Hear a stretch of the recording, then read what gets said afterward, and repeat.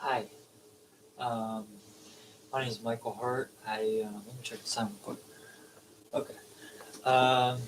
And basically, I'm going to discuss my interdisciplinary lesson plan. Um, and here we go. What I decided to do was obviously the reading area and my subject area. Um, I did English language arts, and as I was going through my lesson plan, I also found areas that could be applicable to like a social studies class.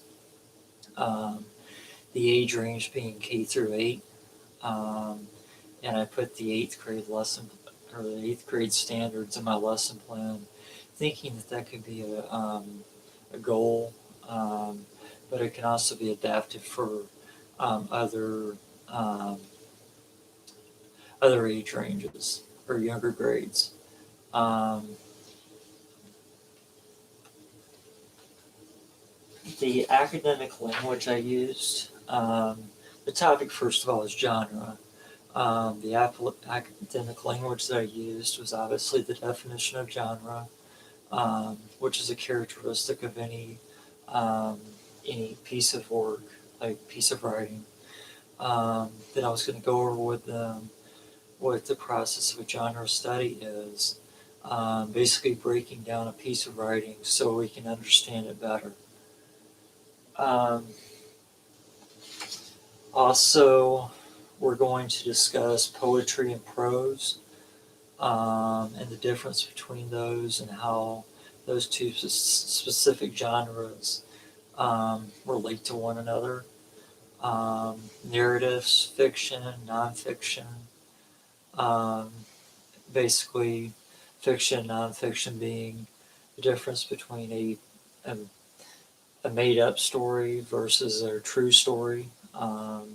A narrative being a traditional piece that flows between beginning, middle, and end with a problem involved that needs to be solved. Um,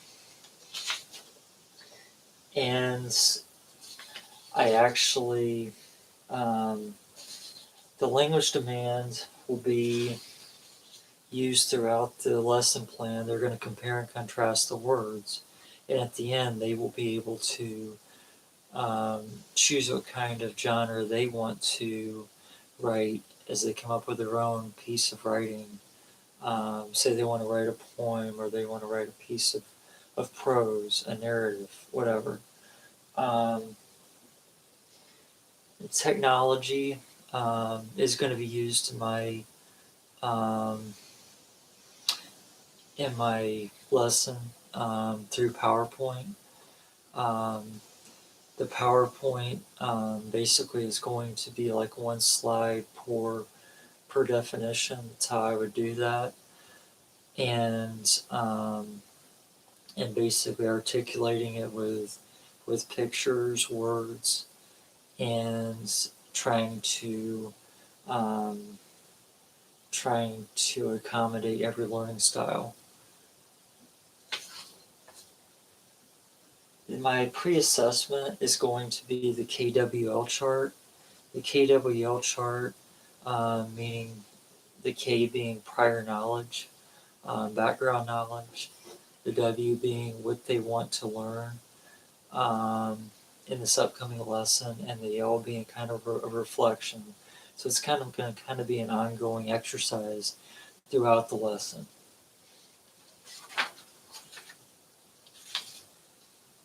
The formative assessment, I found this really cool idea called the Reader's Notebook. And I want them to, as we're going through examples of poetry, prose, bibliographies, or biographies, I'm sorry, um, autobiographies and whatnot, I want them to write down what their thoughts are so that when they go back to the L, um, at the end of the lesson, what they learn, they can they can articulate that in a way that is well thought out.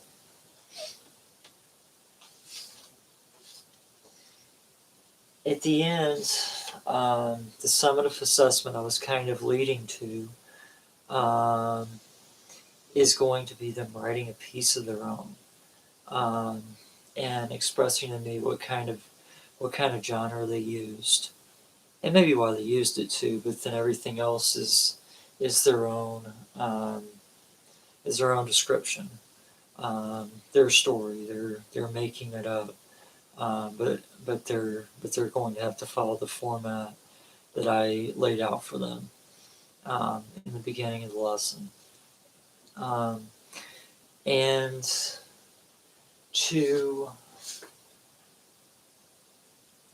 make sure that everybody understands, the academic language will be assessed throughout.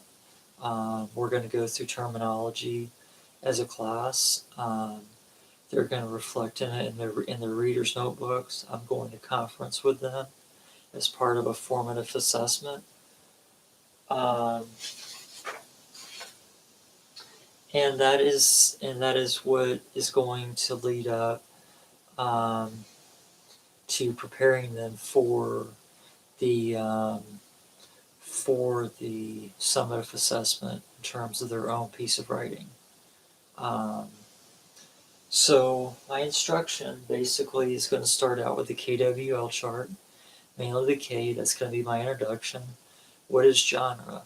I want them to define it based on previous knowledge, background knowledge. And we're going to move from there with the academic vocabulary game. I thought of something piggybacking off of like Go Fish, where they match the word genre with its definition. That would be a match. This kind of game would take about 10 minutes, give or take 7 to 10 minutes.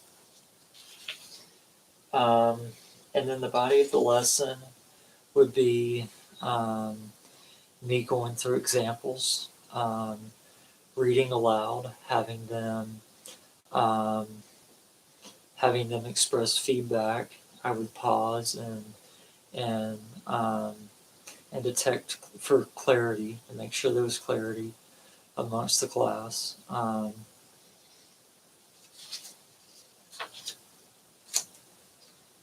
And the closure would be the assignment. The body of the lesson, by the way, is going to take about 25 minutes, so that's going to be like the bulk of our time together. And the closure is going to be the summative assessment that I keep alluding back to. That's also going to be homework if they don't finish it, because they're only going to have like 11 minutes to work on it during class. And